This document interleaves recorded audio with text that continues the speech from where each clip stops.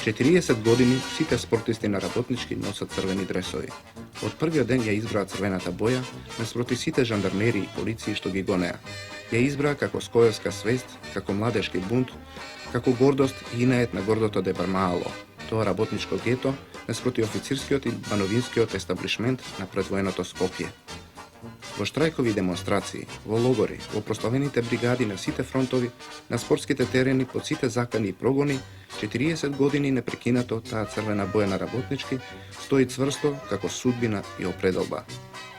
И денес, кога во сите селекции на спортското друштво работнички ги гледате снажните момчиња во црвен дрес, без оглед на спортските резултати и симпатии, можете да симнете капа пред црвената боја на работнички.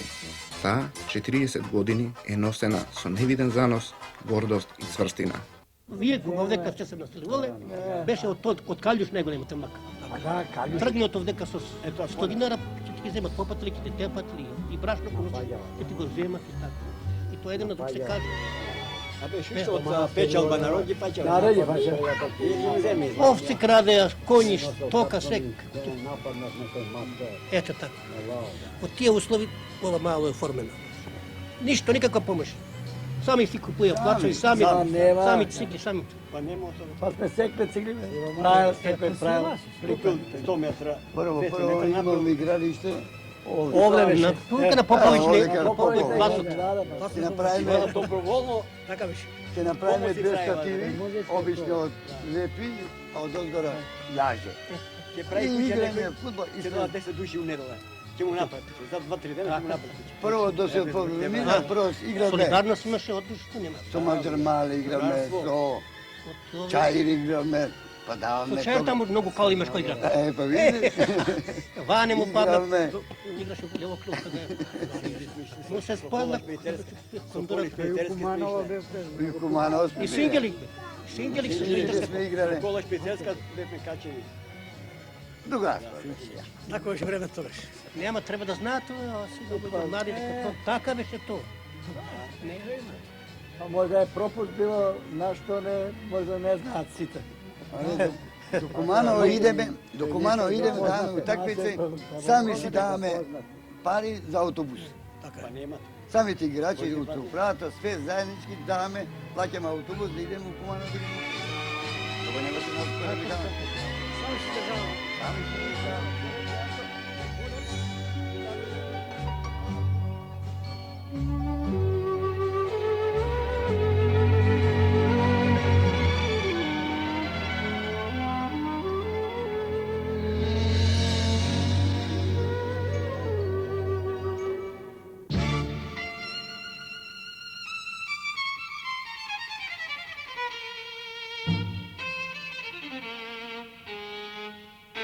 Бавно ние многу, знаеш. Сакам да кажам, ја да запомнам нешто. Имаше овде еден Владо Попович се викаше. Каже, отишол во општина, ќе го викаме Владановаc да се вика таа. Владаново, не Дебармало. Не Дебармало. Али он, власт, тие, таја веќе оформена Дебармала, никако не можело да се смени. Му рекле, па тоа вика, амал да пуштиш да донесе брашно да донесе. Таму вика, Дебармала, ако му кажеш ќе го несе, ако не вика ќе го несе у Куманово. И така со таа работа. Ја допомнив само за тоа, знаеш. Јас сум како прв председник на спорт клуб Раднички тогаш се викаше од 1937 година. Прво основачко собрание се основаше со организира тука баш во овој двор, тука беше Ригоров. Трајко си беше собственик на кафаната, ни дозволи тука да го одржиме тоа. Имаше народ при основањето, полна беше тука таа лавче, колку ще има маса. Имаше представник од власта. Основањето на спорт клуб Раднички тогаш не се основа заради тоа што немаше други клубови, него просто известна политичка организација да се работникот како таков нека да се најде известно засолниште каде може така да се собира како работник, затоа што работничката класа во тоа време кога Франко во Шпанија таму скоро очекуваше победа, да победи, скоро на крајот победи, кога Абисинија капитулира пред Италија, кога Чекословачки изгуби судетските краи, кога кај нас Стојадиновиќ почна да доаѓа во Скопје со Лјотич и во отворени коли шетаа низ Скопска улица, оде како се сега маршал Тито, со дигање на рака, состиот подрив како Мусолини. Мислим оноа што е по-битно, што е по-важно, што дава посебен белег и тежина на тој период е консолидација на Комунистичката партија на Југославија со доаѓањето на другарот Тито во земја и со формирањето на новото раководство на КПЈ во Југославија. Наime уште тога идеите и програмата на другарот Тито да се партијата отвори и да појде поенергично меѓу младиот свет, во примена на разни форми на организирање меѓу младите, во спортски организации, културно-просветни организации, во школи и така натака, мислим да наоѓа погодно тле баш у оваа работничка средина, баш у Дебар Мала, изразена, викам, во формирањето на спортскиот клуб работнички.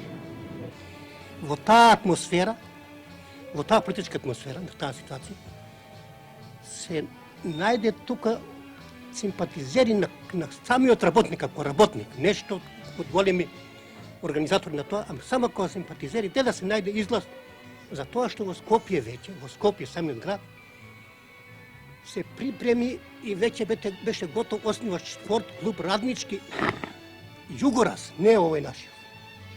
Си направиле тие правила, си направиле купиле дресови, побогати од нас, бидејќи таа русовите синдикати се забрани, а друг синдикат се основа.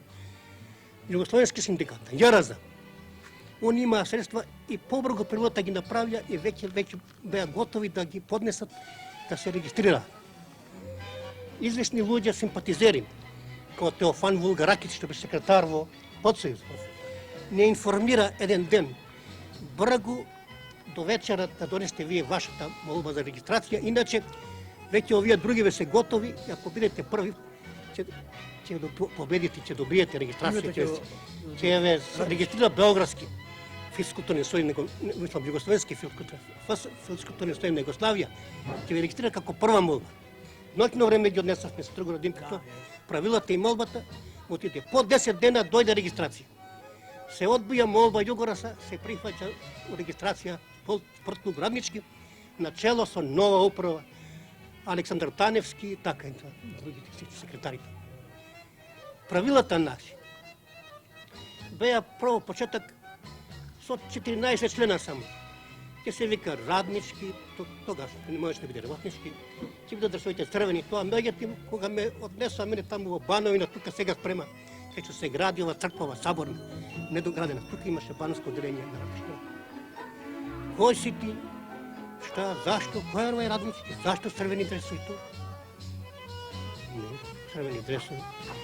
Блузи црвени, а пошто има сасака црвено и бело, граѓански има плаво, Вардар бели дресови, јук там.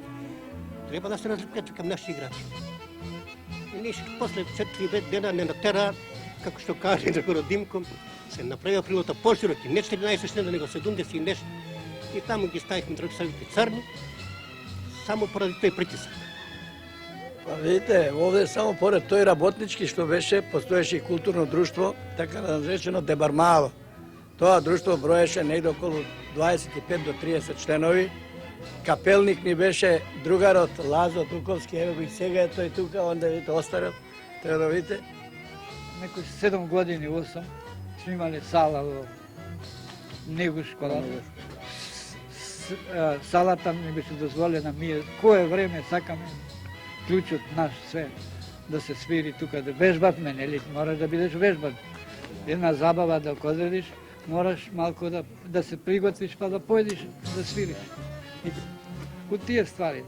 А управата беше каква била вака, јако водач на музиката бев. И ми беше мило помладинава вака да се научи вака и вака. А повише има млади деца што свирили со мене тамо што помагале. Тие многу нешто ќе ви кажат вака пообширно вака, како било, што било, све тоа. И сме свиреле, секој свирел со свој инструмент. И свиреле без пари, а парите што сме ги добијале од матинеи, сме ги чували преку годината, секоја година за Божич, сме облакале по 20 деца на сиромашни радници, мајстори, кои биле без работа преку зимата. Не беше тоа како сега да биде обезбеден материјално или да работи цела година. Те према тоа сакам да речем, овде поред културното друштво Дебар Мала работеше и скоерска организација. Тука беше Дане Крапчев, колку ја ги знам, после имаме шах секција, тука овде баш оваа млекарница ни беше.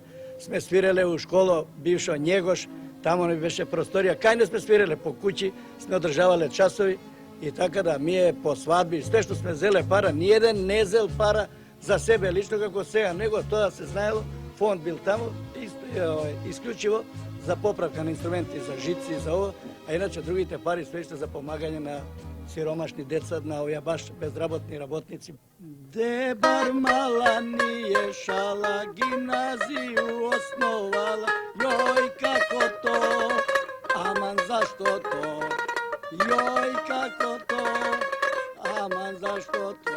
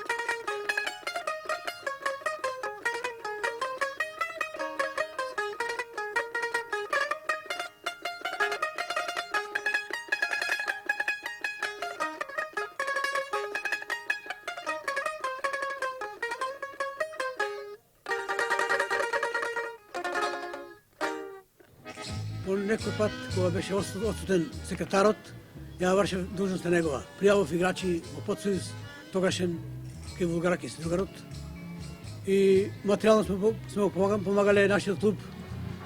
Лично мија, на овие управата и останалите граѓани тука од градот, од малото наше, сме давале по 100 динара на месец тогашни пари. Купиме црвени дресови, бели гакици, црвени штуци. Прва утакмица закажуваме овде у Скопје. Играме за квалификација за влегување у Поцарес. Прво ми дадов утакмицата најтешка што постоеше тога граѓански. И излегоме нерешено. Друга утакмица ми дадова со Македонија. И ги тепаме со 5-2. После од това играме прва утакмица со Тетово. Гостувава у Скопје. Исто така добиме со 2-1, а со реманшот другата неделя идеме за Тетово. Тогаш победиме со 2-1, али при пристигањето со нашиот автобус, односно државен беше автобусот тогаш, пред хотелот, дојде жандармерија српска и веднага праша кои се овие, ние сме раднички клуб, СФК раднички клуб. Вика, дајте го списокот од клубот, кои се играчите тие. Секретарот го даде клубот, списокот и го почитава тие жандармерите. И жандарите го викнава другарот председател што беше, тој воđа пута, Ацо Мисковски. Кој е овој Роман Лечевич, некој име таму сумњиво. Што е ова Роман? Па тој е момче, едно се вика така. И они го викнаа Романа, и они го зедоа, рече, он ќе дојде со нас у станица, полициска станица, да го испитаме. Таму го испитувале какво е тоа име Роман Лечевски, било сумњиво. И он таму го задржава, ми ја игравме тогаш без него. Еден помалку играч беше и така, после 2 сата го пуштива него од полицијата српска и од тука се растуриме си нека дома. Ми да правија кондури тесни. Отидов јас за мои пари си купив. Не од многу пари што сум имал, него што требало да ги трошам за мене. Играме со Вардар, 6-0 го тепавме. 6-1 или 6-0 беше. Ние му дадохме 8, а 2 не ги признае, рече срамота, рече судијата, рече. Многу ги поразивте. Првите 3 гола ја ги дадов. 2 од фаул и 1 од волеј од десно крило центрира и ја го дадов. После другите дадове, само не ги памтам кој беше. Косто ли беше, Насте ли беше. Тоа беше ужас. Тоа беше еден сиромашки клуб. И право да ви кажат, некои што беа вакаве поголеми презираа на него. Не сакава, пошто знаева дека сме ние како комунистички клуб. И ние сме ишле карти да продаваме по дуќаните. Некој ќе ни рече, бе, не ме интересира, бе, ти земи карта, па ако те интересира, сакаш дојди, сакаш не дојди. И толку било умилен бил тој клуб у Дебар Мале, кој сме се облекли у фудбалски. Селото мало идело по нас и женско, и мушко, и старо, и младо, по 300-200 луѓе пратња до игралиште. Јас како член на урсовите синдикати, тогаш со другарите Трпе Трпевски, Томо Пурич, онда Боро Дунда Трпевски исто и да се викаше, одржававме врски да работнички биде друштво на работниците, претежно од дебармалци. Ние на нашите надпревари сме играле со црвени дресови, иако не ни беа одобрени црвени дресови, власта тогашна спортска не дозволяваше да работнички носи црвени дресови, ни беа одобрени црни. Но ние црните ги државме така како званични, со нив не сме играле никогаш, игравме секогаш со црвените. Покасно со доаѓањето на Крапчев во нашево друштво, во нашиот клуб, тој никогаш не бил во управата, но беше секогаш со нас. Ние, другарот Мисајловски, Тошо Венинов, Михе Ивановски и јас бевме примени во Скојевската организација во Дебармало од другарот Дане Крапчев. Така тие настани тогашни што беа тие години 37, 38, 39, 40, па и 41, тоа беше превирања. Ние бевме во тек на сите настани преку другарот Дане, преку другарот Мито Матевски и сите тие тогаш. Јас знам, например, во оваа секција што имавме ние кај нас во Дебармало,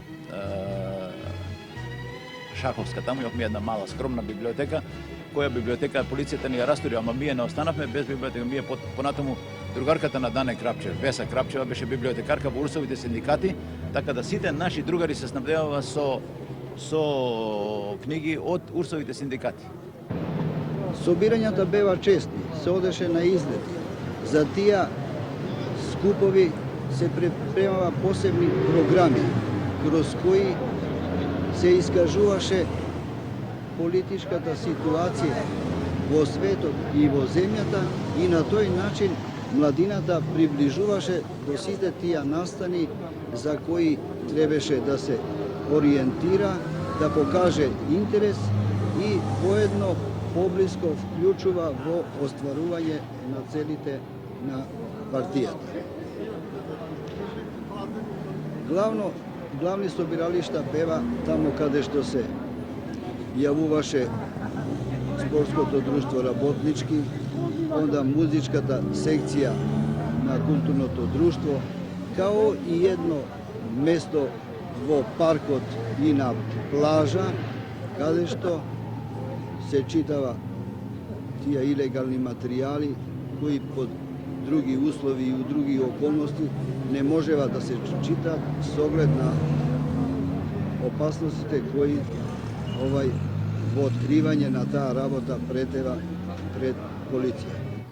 Така дојде време до овие мартовските демонстрации. На мартовските демонстрации работнички колективно, целосно под раководството на Дане Крапчев. Тука можам да кажем дека е тоа он главниот иницијатор, со другарот Мисајловски. Ние од самалето, кога добивме директива од него, од Крапчев, дека треба да се наступа, дека војна, престои војна, тоа за нас млади бевме, ние не можеме да сватиме правата вредност што е. Но на демонстрациите можам да кажем дека ние целиот клуб, сите до еден учествуваме и тие што играва и нашите другарки по Дебармало што ги имавме. Така има еден карактеристичен случај со оваа една другарка тука Данче Вучичевиќ, тогаш се викаше.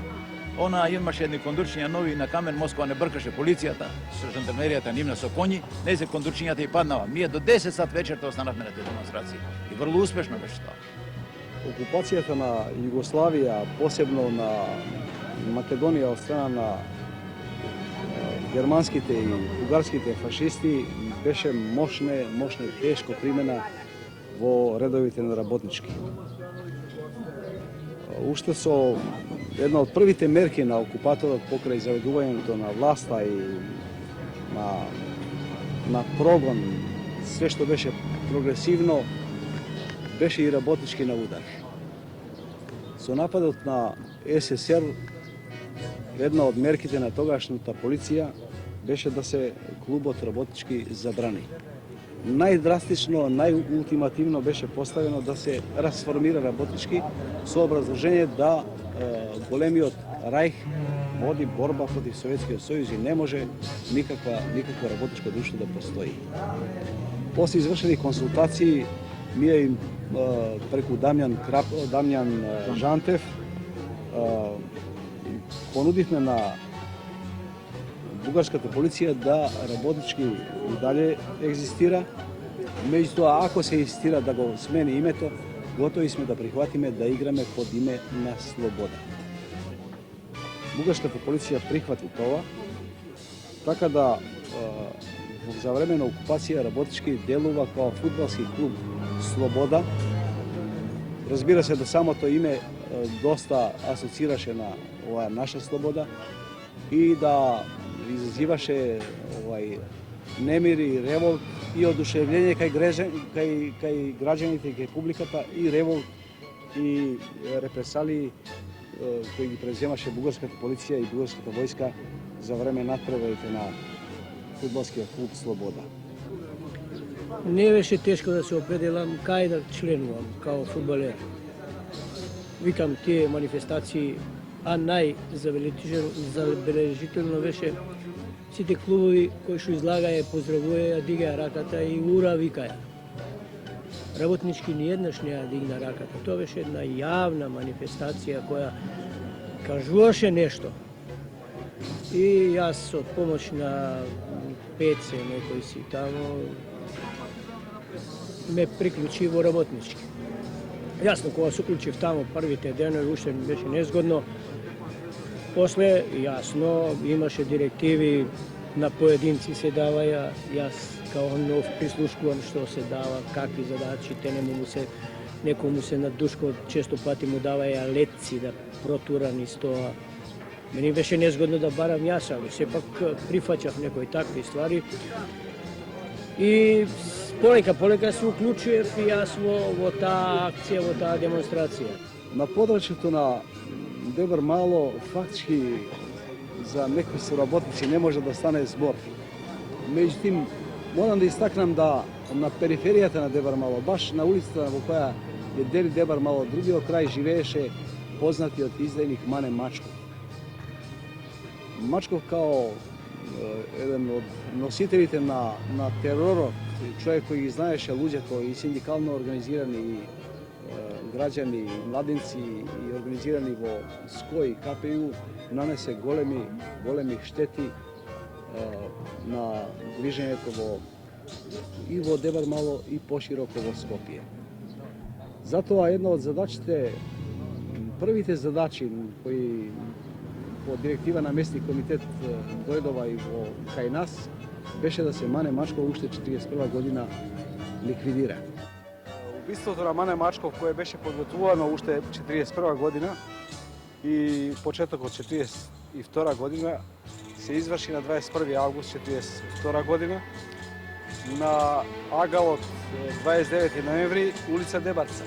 Во непосредните подготовки и извршувањето на атентатот учествува доста голем број комунисти, али мислим непосредно во атентатот го извршива четворица одважни скоевци од Скопје. Тоа се ученици на втора машка гимназија Кочо Митилјану, Ангеле Михајловски, Трпе Јаковлевски и Бранко Фрицкан. Во исто време се формира и ново друштво koje носеше назив Дебарско братство. Во тоа Дебарско братство веднаш се приклучи музичката секција, постојната од културно-уметничкото друштво Дебар Мала. И таа навистина активно учествуваше и со одредена дури програма. Се читава и се разработува марксистички материјали. Платформа дека се одржува, значи, сакам да кажам како тоа изгледаше. Ние се среќававме во просториите на францускиот клуб и таму можем учиме ноти, на таблата ќе се напишева ноти, а меѓутоа се читава марксистички материјали. Така, уколку би настанала некоја провала, така да речем, онда би рекле оти се работи за тоа дека учиме ноти, бидејќи сме членови на музичката секција. Таа секција всушност беше 8-ма илегална културно-просветна група, така се викаше, значи 8-ма илегална културно-просветна група. Задачата на таа, односно целта на таа културно-просветна група беше да припрема другари за во партизан. Сакам да истакнам една работа во нашиот клуб работнички во тоа време, од 15 играчи кои што ги имавме, најмалку 10 бева скоевци. И уште една друга работа, например, ние на тренизите не бевме толку предпазливи. Трајан Ивановски, тогашен секретар на клубот, имаше обичај да во џебовите ни претресе така да на Душко Атанасовски, кој сега почина, као пуковник почина, му најде леток. И потоа ние долго се расправавме за таа небудност.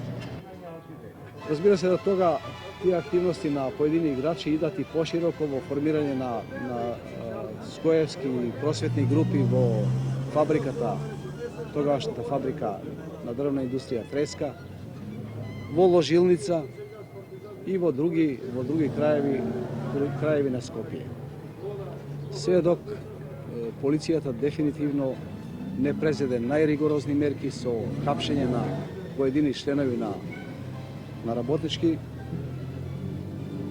меѓу кои, викам, сум затворен јас, Михајло Ивановски, Живко Ивановски и осудени на долгогодишна робија. Од све тој тим што сме играле, ние сме учествувале исто против власта тога кој што беа овдека од страна германците и бугарите.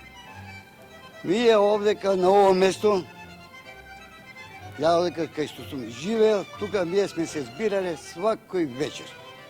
Имаме радио кој што беше тога приморни да ги запечатат од страна на бугарите и ние навечер со стража неколцина слушаат, а неколцина више надвор стражарат, да не ме никој најде. И исто време на одека имав ја одека оваа Бавчева, имав неколку стога шума. Тоа е од Ченка. Ние оружјето, што сме ние придобивале од едни и од други и сме го купувале за пари, ние у тоа тие стогови шума сме го чувале тие пушките.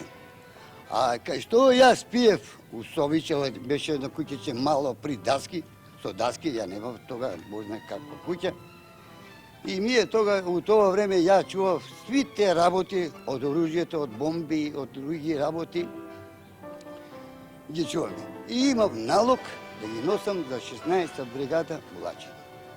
Во Скопскиот одред, убаво се сеќавам, Русјаков беше во мојот одред, во мојата чета. Едни отидоа на Карадак, други отидоа во Скопски одред. Така да активноста на играчите се поврзува се до крај до ослободување на Скопје. Биланс на ова учество во работнички, на играчите и членовите на управа на работнички се 13 души загинати во овие единици на Нов и Пој и покасно на Сремски фронт. Тоа се Дане Крапчев, Благоја Давко кој е обесен во Скопскиот затвор, Томо Пурич Miodrag Milić.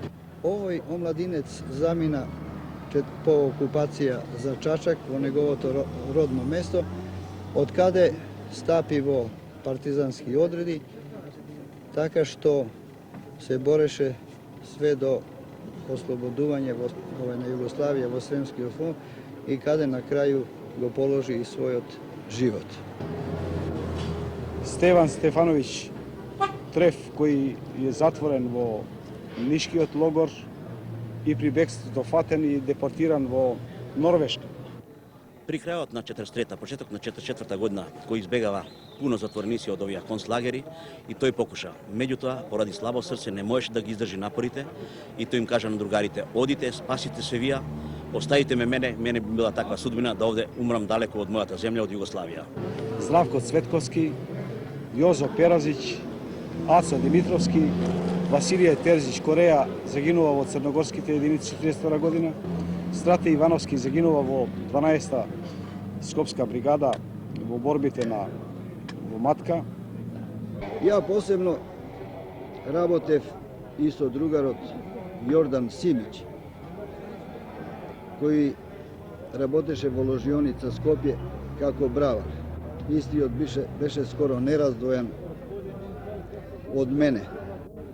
Он 41 година по окупација замина за Крушевац, каде што одма по доваѓање во Крушевац се активира и вклучи во редовите на Комунистичка партија, а по одредено време, поради провала, мораше да замине во Шума, така што раководеше со една чета на Расинскиот одред и загина негде во февруар месец 1942 година.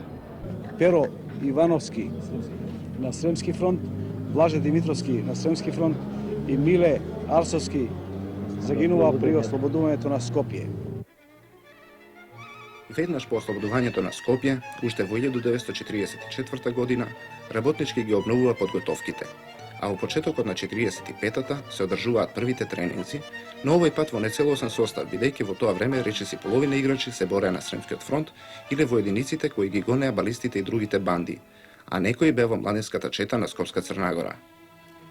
На 1 јули 1945 година, во салата на ресторанот Метропол се формира физкултурното синдикално друштво работнички, а една од основните цели е развивањето и омасовувањето на активностите на физичката култура меѓу работничката младина и прифаќањето на новите спортови: бојката, атлетиката, велосипедизмот, големиот ракомет, пливањето, а во 1946 се воведува и кошарката.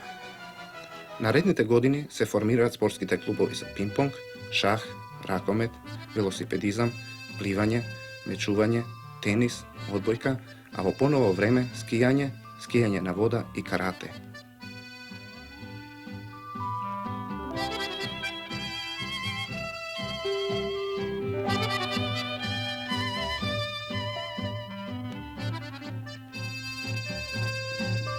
И денес, кога во сите селекции на спортското друштво работнички ги гледате снажните момчиња во црвен дрес, без оглед на спортските резултати и симпатии, можете да симнете капа пред црвената боја на работнички.